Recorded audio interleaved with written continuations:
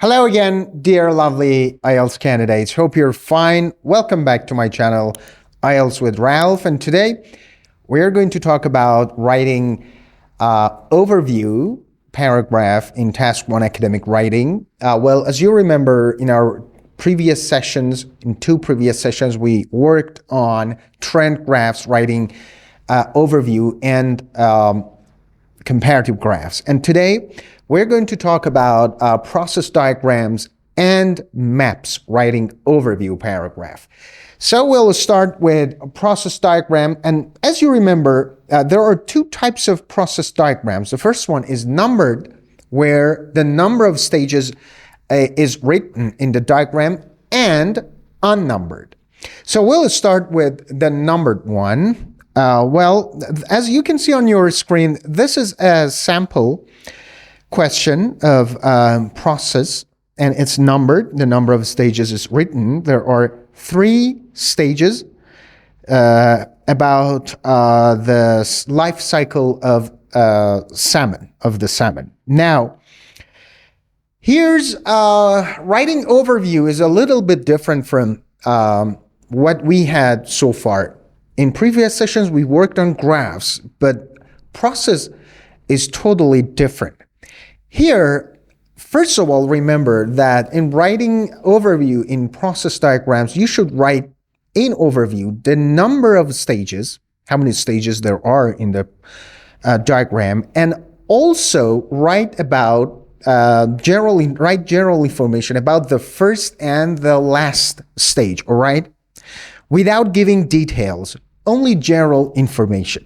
So as you can see, in this diagram, there are 3 stages which should be mentioned in the overview paragraph. And we summarize the first and last stage of the process. We do not mention any numbers or specific details, right?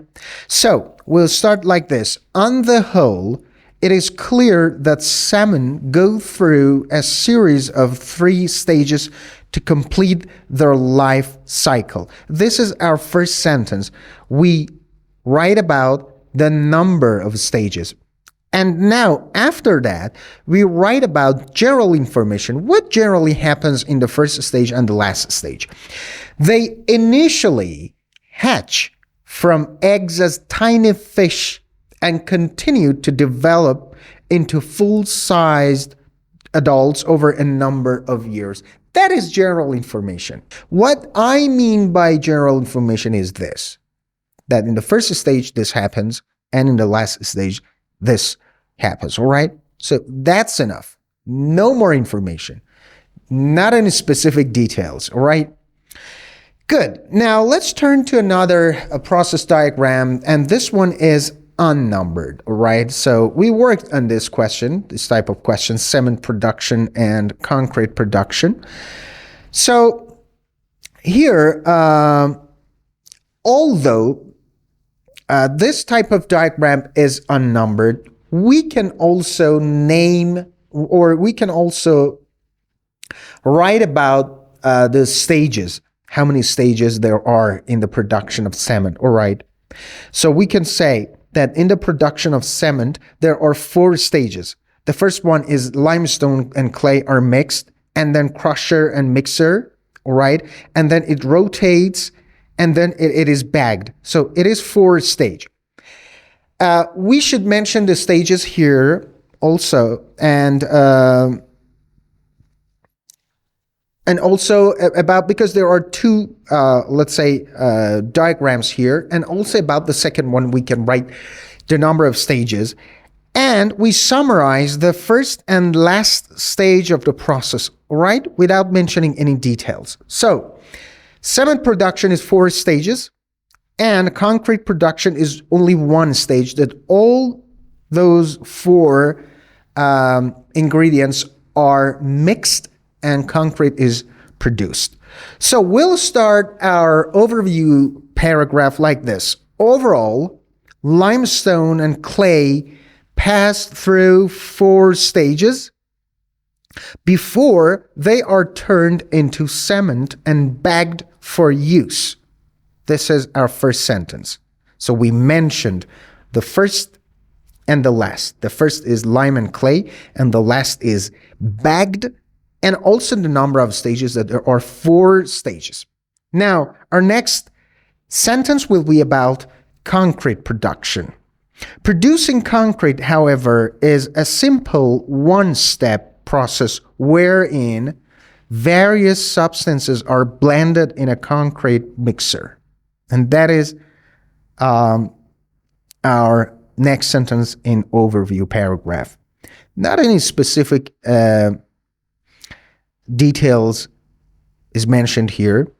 We only mentioned that it is one stage, one simple stage, and various substances are mixed in order to produce concrete. That's it.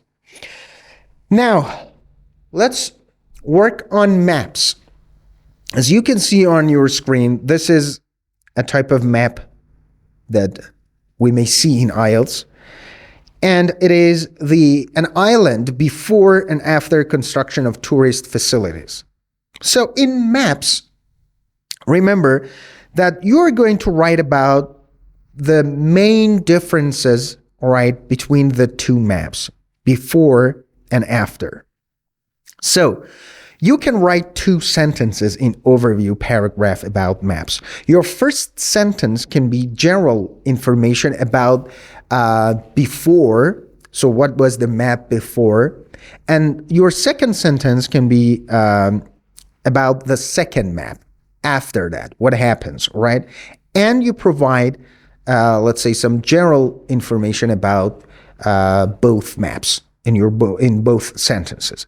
So in our first sentence, as you can see, most of the island was undeveloped, right? So we can write about this, or uninhabited.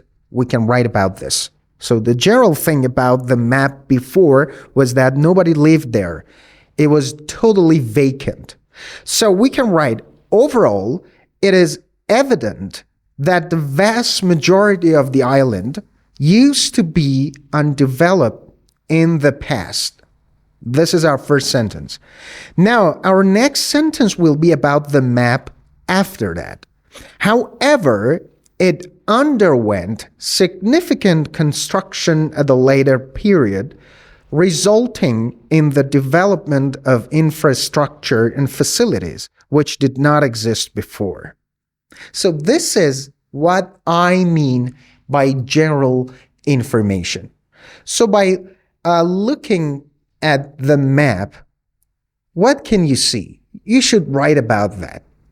What general information you get from the map by looking at it for the first time. So when I first see this map, I can see that before nobody lived there, and after, for example, after a time period, it underwent significant changes, right? And later it developed, and so many things happened. So infrastructure was built. So this is general information that you can write. So in writing overview in maps, because maps are about the past and now, one sentence can be about the past, what was it like in the past, and one sentence about now, what's it like now. All right? Good. Now, this is the end of our today's session. We worked on overview, and writing overview is finished here. Now you are able to write overview in comparative graphs, trend graphs, and also the process diagrams and maps. And we'll start our next session with writing body paragraph in, let's say, Task 1 academic writing. We'll write details, specific details of the charts and graphs. So our next sections will be about writing specific details and writing the full report in our Task 1 academic writing. Until next time, enjoy your time and goodbye.